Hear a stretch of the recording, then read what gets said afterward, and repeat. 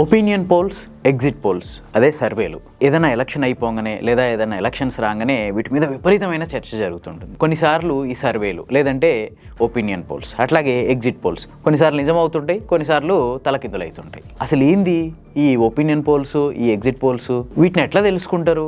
నిజంగానే ఈ సర్వేలు చేసే ఏజెన్సీలు జనాల అభిప్రాయాలు తెలుసుకుంటాయా, లేదంటే పోలింగ్ స్టేషన్లలో ఏమైనా సీసీ కెమెరాలు పెడతాయా? వీళ్ళకి ఎట్లా తెలుస్తుంది జనాలు ఏ పార్టీ కోటేసిరు అనే విషయం? అసలు ఇదంతా నిజమేనా, లేదంటే జస్ట్ జనాల మూడ్ని బట్టి గెస్ చేసి చెప్తారా? అట్లాగే ఒపీనియన్ పోల్స్కి, ఎగ్జిట్ పోల్స్కి ఎందుకు తేడాలు వస్తాయి? అసలు మన ఫోన్లకి సర్వే కాల్స్ ఎట్లా వస్తాయి? మన ఫోన్ నెంబర్లు వాళ్ళ దగ్గరికి ఎట్లా పోతాయి? కామన్ మ్యాన్లో ఇట్లా రకరకాల డౌట్లు ఉంటాయి. అట్లనే ఒపీనియన్ పోల్స్లో ఒకవైపు ఉన్న సర్వేలు ఎగ్జిట్ పోల్స్కి వచ్చేసరికి పూర్తిగా మరోవైపుకి వెళ్ళిపోతాయి. ఇవన్నీ ఏంది ఈ వీడియోలో తెలుసుకుందాం. వీడియో పూర్తిగా చూడండి, నచ్చితే లైక్ చేయండి, సబ్స్క్రైబ్ చేయడం మర్చిపోకండి. ఫస్ట్ ఒపీనియన్ పోల్, దీన్నే ప్రీ పోల్ సర్వే అంటాం. అంటే ఎలక్షన్స్ కంటే ముందు, ఓటు వేయక ముందుకు జరిగే సర్వేనే ఒపీనియన్ పోల్. దీన్ని రకరకాల దశల్లో చేస్తారు. ఫస్ట్ అసలు ఎలక్షన్ షెడ్యూల్ కాకముందుకే ఇంకొద్ది నాలుగు ఎలక్షన్స్ ఉందనగానే జనాల మూడ్ ఎట్లుంది అని తెలుసుకోవడానికి చాలా ఏజెన్సీ సంస్థల్ని ఆ ఎలక్షన్లో పాల్గొనదలుచుకున్న అభ్యర్థులు కానీ, ఎలక్షన్లలో పాల్గొనదలుచుకున్న పార్టీలు కానీ ఈ సర్వే చేయిస్తాయి. అప్పుడు వాళ్ళకి ఏదో ఒక రిజల్ట్ వస్తుంది. ఆ రిజల్ట్ని బట్టి జనాల మూడ్ ఎట్లుంది అని తెలుసుకొని దానికి తగ్గట్టు వాళ్ళ ప్రోగ్రాంలు డిజైన్ చేసుకుంటుంటారు. ఆ తర్వాత ఇంకొన్నాళ్ళకి, అంటే ఎలక్షన్ షెడ్యూల్ వచ్చిన తర్వాత ఒకసారి, ఆ తర్వాత ఎలక్షన్ షెడ్యూల్ రిలీజ్ అయ్యి అభ్యర్థులు ప్రకటించక ముందుకు ఒకసారి, అభ్యర్థుల్ని ప్రకటించిన తర్వాత ఒకసారి, నామినేషన్ల ముందు ఒకసారి, నామినేషన్ల తర్వాత ఒకసారి, ఎలక్షన్కి వారం రోజుల ముందు ఒకసారి, ఎలక్షన్కి 2 రోజుల ముందు ఒకసారి, ఇట్లా రకరకాలుగా ప్రీపోల్ సర్వేలు చేస్తారు. దాంట్లో ఎప్పటికప్పుడు జనం మూడ్ ఎట్లా మారుతూ వస్తుంది అనేవి ఈ పొలిటికల్ పార్టీలు అబ్జర్వ్ చేస్తుంటాయి. దానికి తగ్గట్టు వాళ్ళ వ్యూహాలు మార్చుకుంటుంటాయి. ఈ ఎలక్షన్ స్ట్రాటజిక్ టీంలు చేసేదంతా ఇదే. ఫస్ట్ ఎలక్షన్స్కి 1 సంవత్సరం లేదా 6 నెలల ముందు నుంచే సర్వేలు స్టార్ట్ చేస్తాయి. ఆ జనం మూడు ఎట్లా మారుతుంది అనే దాన్ని బట్టి ఆ పొలిటికల్ పార్టీలకి వీళ్ళు సలహాలు సూచనలు ఇస్తుంటారు. కొన్నిసార్లు ఆ సలహాలు సూచనలు పాటిస్తే కొన్నిసార్లు సక్సెస్ కావచ్చు, కొన్నిసార్లు ఫెయిల్ కావచ్చు. సో వాస్తవంగా ఇది జరిగింది. అంటే మన అభిప్రాయాల్ని తెలుసుకొని మన అభిప్రాయాల్ని మనకు తెలవకుండా ఈ స్ట్రాటజిక్ టీంలు మార్చేస్తుంటాయి అన్నమాట. సో ఇది ఒపీనియన్ పోల్స్. దీనివల్ల పొలిటికల్ పార్టీలకు వచ్చే లాభం. సాధ్యమైనంత వరకు ఈ ఒపీనియన్ పోల్స్ చాలా సర్వే ఏజెన్సీలు కానీ, స్ట్రాటజిక్ టీములు కానీ ఏం చేస్తుంటాయి అంటే ఏదైనా పొలిటికల్ పార్టీతో అవసరాలు తీర్చుకోవడం కోసం ఒక్కొక్కసారి తప్పు కూడా చెప్పడానికి అవకాశం ఉంటుంది. ఎందుకంటే వాళ్ళకి ఒక సర్వే ఇవ్వాలంటే వాళ్ళకి నచ్చినట్టు ఉండాలి అన్న ఉద్దేశంతో కొన్ని సర్వేల్లో కాస్త అటు ఇటు హెచ్చుతగ్గులు చూపించి ఇవ్వడానికి అవకాశం ఉంటుంది.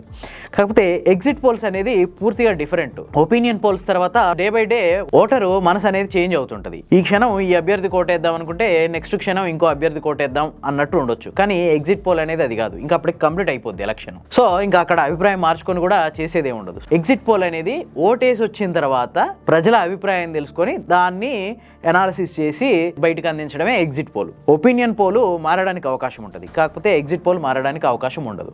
అట్లని ఎగ్జిట్ పోల్ ప్రతిసారి కరెక్ట్ అవుతుందా అంటే అట్లా కూడా కాదు. ఎందుకంటే అసలు ఒపీనియన్ పోల్ అయినా ఎగ్జిట్ పోల్ అయినా ఎట్లా తీసుకుంటారంటే, ఫర్ ఎగ్జాంపుల్ ఒక నియోజకవర్గంలో 4 లక్షల మంది ఓటర్లు ఉన్నారనుకుందాం.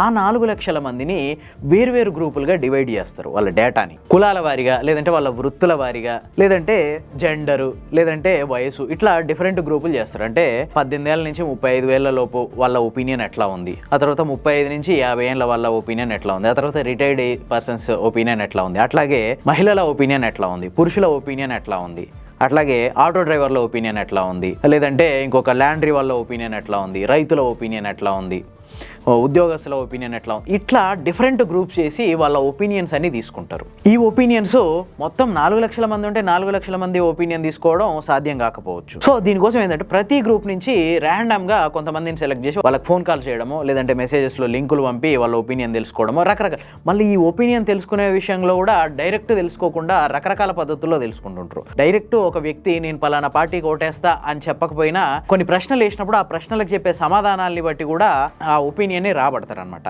ఇట్లా రకరకాలుగా కొన్ని గ్రూపులు చేసి ఆ గ్రూపుల నుంచి అభిప్రాయాలు తెలుసుకొని వాటిని అనాలిసిస్ చేసి ఫైనల్గా ఇగో ఇది పరిస్థితి అని చెప్పి ఆ పొలిటికల్ పార్టీలకి రిపోర్ట్ ఇస్తారనమాట. ఇది జరుగుతుంది. దీనివల్ల జనం మూడు డే బై డే ఎట్లా మారుతుంది, ఎట్లాంటి వ్యూహాలు వన్నాలి, ఇవన్నీ ఆ స్ట్రాటజిక్ టీంలు, వాళ్ళ దగ్గర ఉండే ఎక్స్పర్ట్స్, సెఫాలజిస్టులు వీళ్ళందరూ కలిసి ఒక వ్యూహం పన్ని ఆ వ్యూహంలో ప్రజల్ని ఉంచి వాళ్ళకి కావాల్సిన ఓట్లు రాబట్టుకుంటారు. ఇదంతా వరకు ఓకే ఉంది. మన డేటా, మన ఫోన్ నెంబర్ లేదా మన ఈమెయిల్ ఐడి లేదా మన వాట్సాప్ నెంబర్, మన ఆధార్ నెంబర్, మన అడ్రస్, ఇవన్నీ వాళ్ళకి ఎట్లా తెలుస్తున్నాయి ఈ ఏజెన్సీలకి? అంటే దీంట్లో ఉన్నది పూర్తిగా డేటా చోరీ, డేటా దొంగతనం. షాపింగ్ మాల్స్లో, లేదంటే మెడికల్ షాపుల్లో, లేదంటే పెట్రోల్ బంకుల్లో, ఇట్లా రకరకాలుగా మన ఫోన్ నెంబర్లు, మన ఆధార్ కార్డులు, బ్యాంకుల దగ్గర ఇట్లా రకరకాలుగా డేటాని ఈ ఏజెన్సీలు దొంగతనం చేస్తున్నాయి. మన డేటా ఖచ్చితంగా మనం ఎవరికైతే ప్రొవైడ్ చేస్తున్నామో వాళ్ళ దగ్గర ఉంటాయి. వాళ్ళ దగ్గర నుంచి ఈ థర్డ్ పార్టీ ఏజెన్సీలు కొనుక్కుంటాయి మన డేటాని.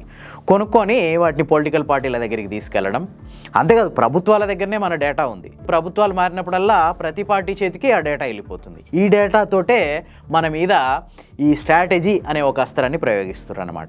ఇట్లా ఎన్నో రకాలుగా మన డేటా సేకరించి, ఎన్నో రకాలుగా మన అభిప్రాయాల్ని తెలుసుకొని, మన అభిప్రాయాల్ని ఎట్లా మార్చాలో కూడా వాళ్ళు వ్యూహాలు పన్ని వాటిని మన మీద అమలు చేసి కొన్నిసార్లు సక్సెస్ అవుతున్నారు, కొన్నిసార్లు ఫెయిల్ అవుతున్నారు. కానీ ఎట్లాంటి పరిస్థితుల్లో అయినా జరిగేది డేటా దొంగతనంగా మన అభిప్రాయాలు తెలుసుకోవడం, మనకు తెలియకుండానే మన అభిప్రాయాల్ని మార్చడానికి వ్యూహాలు పన్నడం.